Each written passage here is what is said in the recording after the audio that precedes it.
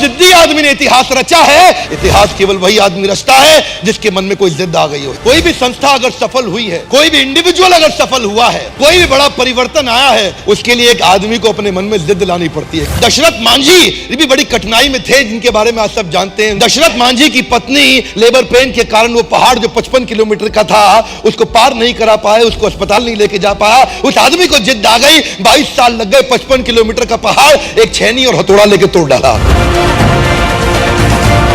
एक source motivation का होता है बिलीफ सिस्टम। बिलीफ सिस्टम ये वो ताकत है आदमी को कुछ भी करने को तैयार कर देती है। आप जानते हैं मंडेला 27 साल जेल में पड़े रहे, कोई प्रॉफिट नहीं, इंसेंटिव नहीं, बिलीफ सिस्टम बड़ा पावरफुल था। गांधी एक बड़ा परिवर्तन क्यों लेके आए? उनको ट्रेन से पहले दर्जे की टिकट साउथ अफ्रीका से धक्का देके बाहर निकाल दिया। अंग्रेजों ने क्या बोला? तेरे को हक नहीं है पहली टिकट लेकर के पहले डब्बे में सफर करने का।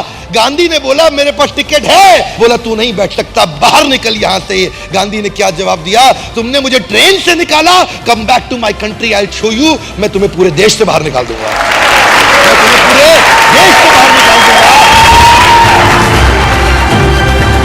एक आदमी कभी भी इतिहास रचता है किसी जिद के कारण, एक बिलीफ सिस्टम के कारण। यह बिलीफ सिस्टम कमजोर भी हो सकता है, मजबूत भी हो सकता है। यह बिलीफ सिस्टम ऑर्डिनरी भी हो सकता है, एक्स्ट्रा ऑर्डिनरी भी हो सकता है। मेरी कौम जो बचपन से बहुत तकलीफों के साथ रही, एक लड़के को उसने नॉर्थ ईस्ट के एशियन गेम जीतते हुए देख लिया, उस दिन उसको जिद आ गई कि मैं खुद अपने स्टेट का नाम करूंगी। उस दिन उसको जिद आ गई, बहुत बड़ी हो चुकी थी, आज तक कभी बॉक्सिंग नहीं करी, लेकिन उसने कमाल कर दिया। लोग जब भी कमाल करते हैं किसी जिद के कारण करते हैं। ऑर्डिनरी मेंटालिटी के लोग ऑर्डिनरी जीवन बिता करके मर करके चले जाते हैं संसार से, उनको कोई नहीं पूछता। केवल एक्स्ट्राऑर्डिनरी आदमी कर सकता है कोई काम। ऐसा कोई हिंदुस्तानी जो भगत सिंह के बारे में ना जानता हो। उसके पिताजी ने बोला, उसकी मां ने बोला, बेटे तेरी शादी तय हो गई है, तेरी शादी तय हो गई है। कानपुर चिट्ठी लिख करके भाग गए छोड़ के वहां से, कि बोले कि मैंने अपना ये शरीर आज अपने देश को दे दिया है, बहुत बड़े कारण के लिए। एक लड़की को नहीं देना चाहता ये जीवन, पूरे देश को देना चाहता हूं। बड़ा जिद्दी आदमी थे। आज एक जिद्दी आदमी ही कोई बहुत बड़ा काम कर सकता है। उसके लिए चाहिए बिलीफ सिस्टम। जानते हैं कोई भी व्यक्ति आप देख लीजिए, चाहे लिंकन हो या गांधी हो या टेरेसा हो या बच्चन हो या मंडेला हो या कोई भी हो, हर आदमी के जीवन में बड़ा संघर्ष था, पर उसने एक काम किया, bounce back. If you don't help you to help yourself, nobody in the world can help you to help yourself.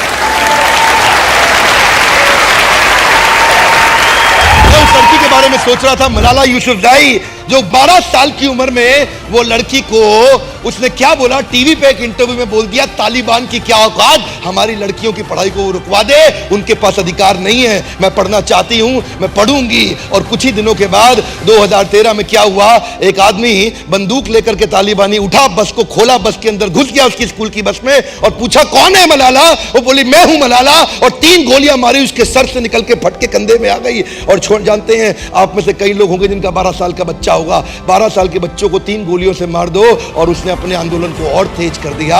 Nobel peace prize, दुनिया का सबसे बड़ा अवार्ड उसको मिला, उसी लड़की को, इतनी छोटी उम्र के अंदर।